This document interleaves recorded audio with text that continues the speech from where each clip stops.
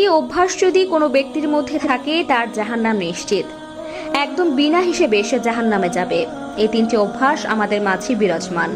সারা জীবন আল্লাহর রাস্তায় জীবন পার করলেও এই তিনটি অভ্যাসের কারণে চিরস্থায়ী জাহান্নামে পড়তে হবে। আল্লাহ তাআলা মানুষকে জাহান্নামে পোড়ানোর জন্য বানাননি। আল্লাহ তাআলা মানুষকে বড় মায়া করে বানিয়েছেন। এর জন্য তিনি রহিম, তিনি রহমান। আল্লাহ খুব যত্ন করে, দয়া করে, রহম করে মানুষ সৃষ্টি করেছেন।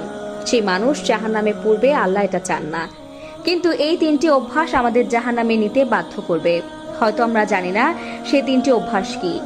তাই আজকে আপনাদের দলিল সহ হাদিস মোতাবেক জানিয়ে দিব। তাই যত দ্রুত সম্ভব অভ্যাস তিনটি ত্যাগ করুন ও আল্লাহর কাছে পানাহ চাইতে হবে। কোনো মানুষকে আল্লাহ ইচ্ছাকৃতভাবে জাহান্নামে জ্বালাবেন না। কিন্তু এমন কিছু কাজ আছে যেগুলো আল্লাহ তাআলা অত্যন্ত অপছন্দ করেন, আর এই কাজের মাধ্যমে মানুষ তার স্থায়িত্ব জাহান্নামের দিকে নিয়ে যাচ্ছে। চলুন